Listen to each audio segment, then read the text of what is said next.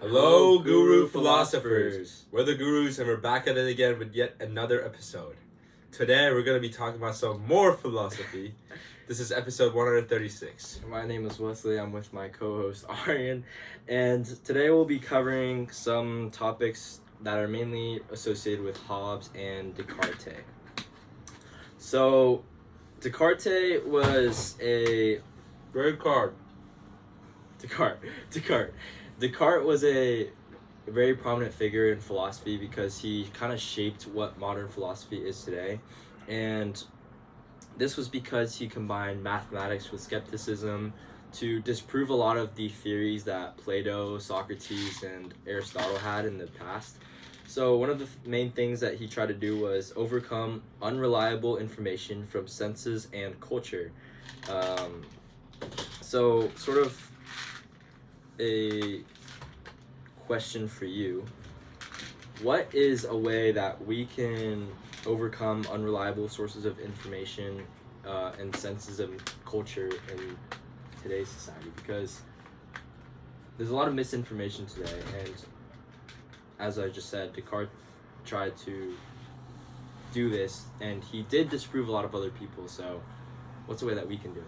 Well, Descartes was technically, he was just trying to find something that he knows for sure, you know? Yeah. He couldn't prove anything else's, existence. He couldn't prove that you're just not, a figment of my imagination, you know? Yeah. Okay?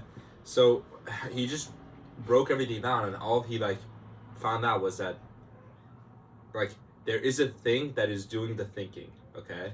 Which is where his quote, "I think, therefore I am," comes from. Because, he's no matter everything else, at least something is in my brain, or something's causing me to think about this, you know? Something is doing the thinking. Correct. Therefore I am, I exist, you know? So that's how he proved he exists.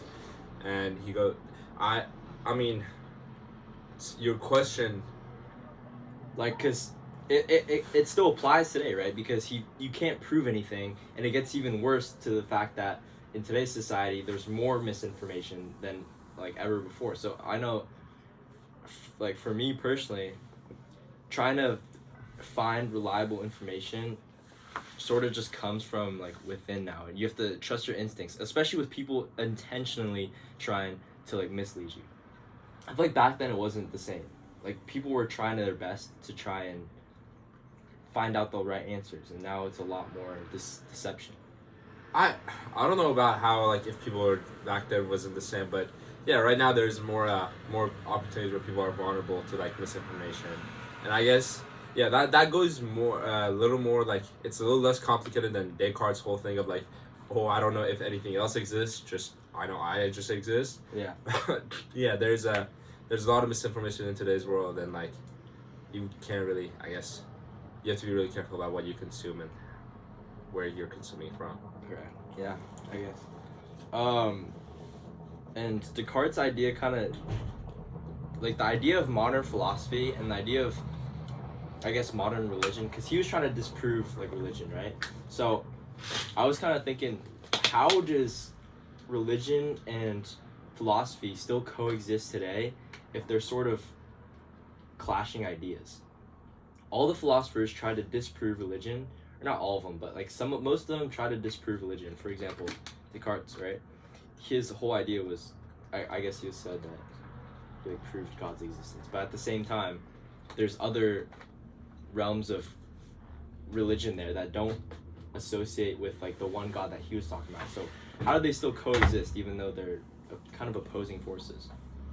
I wouldn't necessarily say they are opposing forces. You think they play together? I think they could, but Descartes' whole spiel about God, that kind of came from the fact that there were many philosophers in his time who I guess you are right, because there were many philosophers in his time who just they were studying philosophy, and they were adding their own stuff, but then they all kind of became I guess anti-religion, you know, they when they published their stuff or told people about their stuff, everyone thought they were being going against religion, so they got kind of persecuted. Well, yeah, that's exactly what philosophy was at the time. It's the move from, that's what we talked about previously. It's the move from mythological philosophy to modern day philosophy, which is not as much proof, like when people used to worship all these deities, My point. Your question was how are they gonna coexist, or or like what do you think the reason Well, is that they the- still coexist? I think it's because like I was about to get to it because Descartes he brought God into it because he's like he told like he didn't want to be persecuted for his thoughts, so he like kind of brought God into it as far as my understanding goes. So like that like he's like, oh, I'm gonna prove God's existence, so he goes like along with religion, you know, so like with Christianity. Yeah. So I think there's still that kind of aspect to it because a lot of people are still very religious in today's world, you know. Yeah. So it's not, although like maybe philosophy's moved away from religion and like a decent amount of population, but like majority of the population is still very religious. So like, I think the want for religion is So, way greater. Do you think it's a lack of information, like misinformation? Because it just About what? about how people still. I'm not trying to dog on religion, but I'm trying to figure out. I'm trying to figure out, like, how in the world do people, philosophers, their whole job is to like, kind of prove everything, right? And there's like the one thing that they are struggling to prove is that there is. What? Well, they try to prove stuff like scientifically. For example, Descartes tried to prove scientifically like all of his theories. That's why he's the birth of like the modern philosophy, because he Okay. used skepticism and math, right? So, like what sort of thoughts are people having that they can still read all this stuff about philosophy Well, when it goes completely against religion? Like, is it because they choose not to want to? yeah, but if they believe in religion, they're not gonna like if like there's so But many if things something that go makes against- sense about philosophy, like what prompts people to stick with religion? because religion makes sense to them more than it does philosophy. They resonate with religion more than they resonate with philosophy. Because none of like philosophy actually makes sense, you know? Yeah, I guess. Like Descartes' whole argument about God's existence is very not reliable in my opinion. He has this like do you know his argument for God's existence? I know what he thought is like a thought of God. He had these modes. He like thought of like what do you call it, like me. He said like us, we're humans, like we can think about like other stuff like that are less real than us, you know, like this table, or like we can imagine this stuff. We can imagine like any idea that we have in our brain is either equivalent in terms of realness to us or less real than us. Okay. Do you get that? Like I can like think about you, I can like imagine you, and you'd be the same realness as me, or like this tissue box, it's less real than me. Okay. And it's saying nobody can like I guess imagine something greater, like with more reality than that. Okay. But then Descartes like, okay, we have this idea of God in us, okay, and God's this perfect being, okay, so God is more real than us, but we have this idea of him, so we can't have an idea of him unless he put that idea in us, so therefore he must exist, or like the God must exist. No, must exist. yeah, and also part of that, it's like he named it. I think this is what you're talking about. He named it like deism. The fact that he's a person who God is out there. He created the world, but he doesn't actually do anything to the world. Well, that could be a part of it. I'm more talking about his argument for God's existence. I'm gonna bring up my notes on this. Think about. Does this make? I think this was also part of Descartes' idea, but do you know what deism is? No. Deism is the idea of God as a clockmaker. God who creates the clock, winds it up, and then goes away. This helps explain why the Creator does not seem to interfere with the world by doing things like answering to a prayer or eliminating evil. What do you think of that? Could you repeat that? It's the idea of God as a clockmaker. God who creates a clock, winds it up, and then goes away. This allows people to explain why the creator does not interfere with the world by doing things like answering to a prayer or eliminating evil. So he kind of just made the world and then left it as it is. I guess that makes sense. I mean, like, that would explain why this perfect, all-knowing being has, what do you call it? Like, allows this evil to be in our world. Evil. And I also found my previous material on Descartes about how there's degrees of reality. There's a minimum, medium, and maximum. Okay? And minimum are like modes, like ideas, like adjectives or properties, okay? Yeah. And then the medium level of reality, those are like finite substances, like us, the mind, like a dog or a cat, you know? Yeah. Okay, and then the maximum is infinite substances, which there's only one, God, okay? Okay. And us finite substances cannot, like, we can't have an idea of an infinite substance, you know? Yeah. So therefore there must be a God, because we have the idea of a God, and something must have put that there, and the only person, like the only thing that is like infinite. No, there's definitely flaws to that because we could just think of other things too, and they're not like always real. Like we can think of a unicorn, they're not real. Is that the same logic? Like this? Well, it's more like, but then the thing is, can you think of something truly real, truly new that like it doesn't play off anything? Like a unicorn is like a horse with a horn. Okay, can you think of something truly unique that was unique before somebody thought of it? No, Somebody must have thought of it. But no. I'm talking about something that doesn't rely on the stuff that you already know. Like you see a horse, you see a horn, put them together, that's a unicorn. Can you think of something that doesn't rely on other stuff? So that what we know is of? God then? What would we? God is then in this logic. If you're not putting anything together, like this is putting ideas together, but it's not an actual being. Because God was just then God is just putting together ideas, like a person, which is already an idea, who created things, who created us, and that in your logic. Who says God is a person? Okay, maybe not a person, but it's this being, this higher power, which is already an idea, power and like something that's greater than us. Is all these ideas are just put together, and then somebody thought of that. It's like the same thing. Except you're not putting two specific real life things together, like things that are tangible. You're just putting intangible ideas together and then instead naming it God. Does that make sense? Yeah, but also I don't think this was like Descartes' argument, like that this isn't related to. I just like thought, I was like, it's interesting. Like you can't really think of something that like doesn't combine like most of the stuff that already exists. You know? Okay, think about this. This was actually in my previous article, but think about this. Our subconscious is I'm listening. Our subconscious already has all of the knowledge in the world, and then us educating ourselves is remembering the knowledge we already had. It's like unlocking it.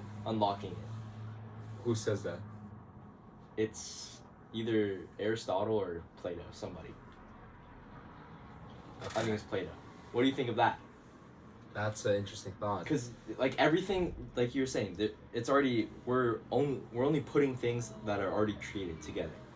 Yeah. Right. We don't have any new ideas, so in essence, we're just learning the same stuff over and over that we've already known, but we're just unlocking it. Like if someone discovers something new, it's just a combination of everything, but we already knew that, or we could have already known that. Yeah, that would go hand in hand kind of with what this idea, and that's a cool idea because, I mean personally I think kind of like we're all of us kind of connected, like through our subconscious or like our soul, right?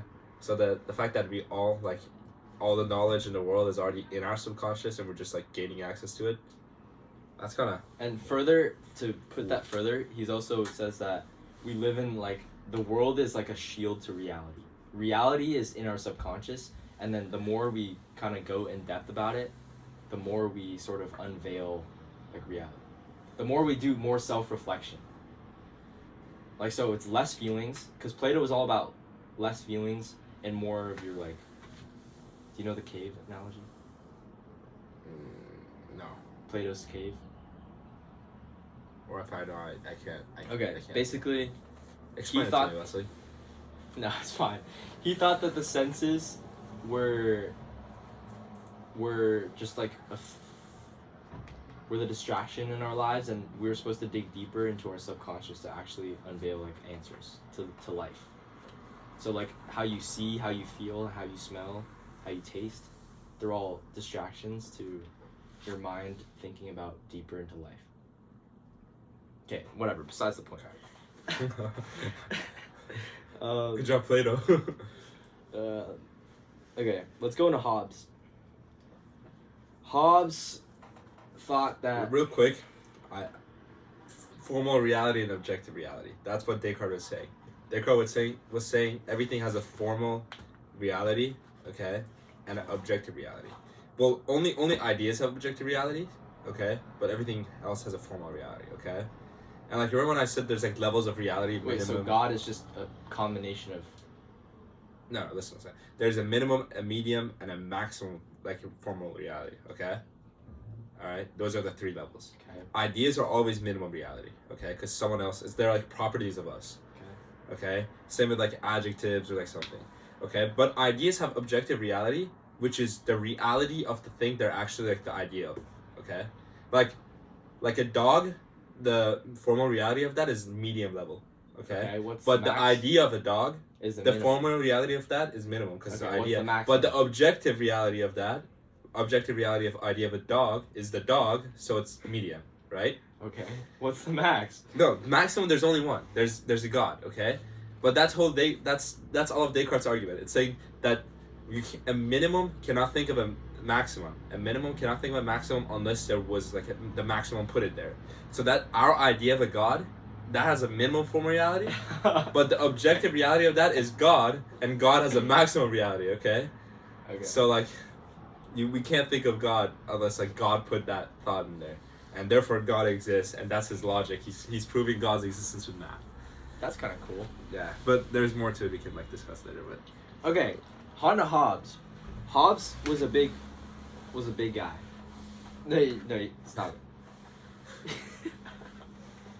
He was I don't know if he's big. he was a big guy. No, he was a big power guy. So he wanted to figure out, because he thought that, well, it's kind of true.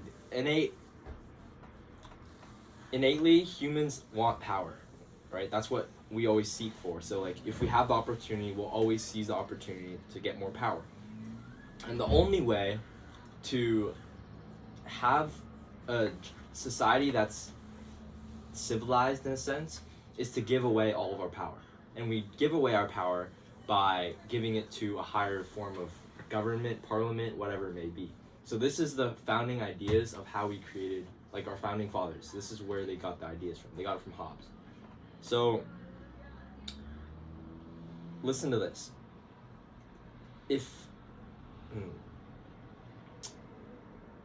Okay, so the reason that we give up our power is so we have a civilized society, and if people don't have the ability to do bad things, then that means the state won't want to do bad things either. So it's in the state's own interest to govern as well as it can. Was Hobbes the guy who said people are inherently bad, or like Probably. I don't know. A lot of people saw him as like a negative person, but he was just like, I feel like he was a realist. I feel like that's true. Okay. Coming from a negative person, yeah, he was just a realist, bro. Okay, but how do you feel about that in today's society? Like, do you think that it's still in the state's best interest to govern as well as it can, and is it governing as well as it can? Is it using the power in like in a fair way, do you think? Like, okay, the whole idea of government was what? So that people want power, but like in order to keep it from the chaos of everyone fighting for power, we give it to a certain few people. Therefore, like creating government or something like that. Yeah. That was a kind of. And then the general three idea, branches is the reason that it's even more divided. So the more divided we get, the less power people have, which therefore allows for a more civilized society. Right? Huh. That's why there's like different sides of like politics and stuff like that, or. I mean, we have different sides of politics because people want different things and they can't just fight over it. Well, you're saying. I'm talking about like the three different branches of government. That's why, like. so it keeps each other fair. Okay, I see. That's I see. I see. Yeah. Okay. I mean, I'm not sure if this is like the best idea, but it's been working pretty well, huh? Like, It works. You think it works well? You think our world is running smoothly? I think it's better than the alternatives that probably already exist. Like, I'm not sure off the top of my head. Like, I gotta think about this some more, but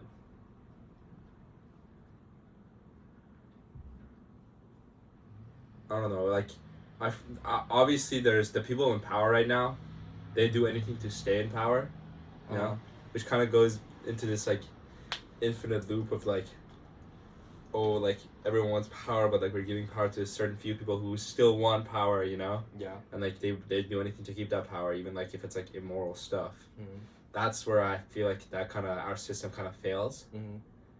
But if there was a way to kind of check people, you know, make sure everyone's like if there was, I guess like one true power that kind of like kept everything in check, you know, like okay. Is that why people do religion? Because that is that one true power that everybody's seeking. Well, if people don't seek it, I mean maybe they're seeking it, but I feel like everyone, the people who do religion, or like who believe strongly in religion, they're just they're believing in a greater cause, you know. Mm-hmm. They're like, all of this, okay, there's something bigger than this, you know. And also like the idea of religion allows everyone to participate, you know. Yeah. It's not about one person like, oh.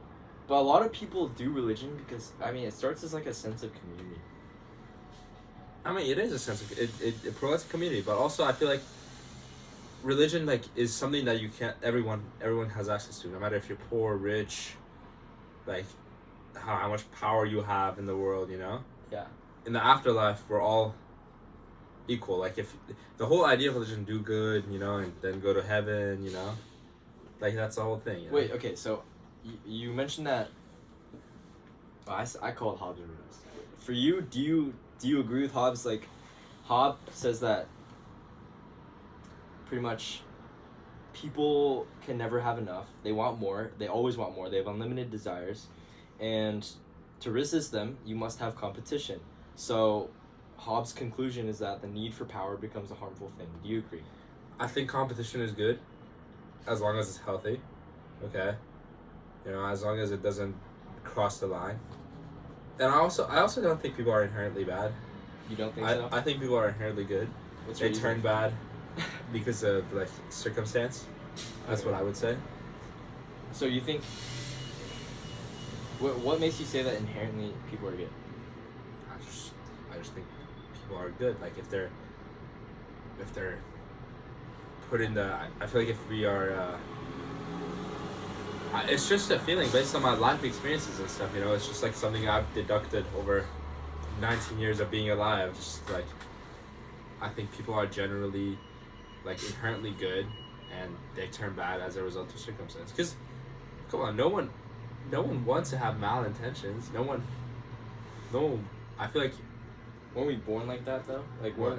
aren't we evolved from something that normally has like selfish intentions? We started as this is if we go off the like evolution, right?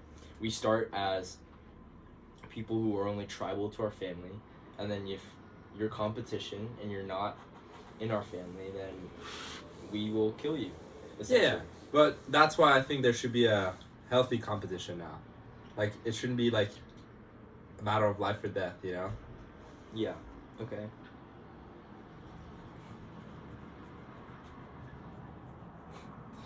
Okay, that's all for today. Is that all for today? Hang it up real quick. Alright. Well,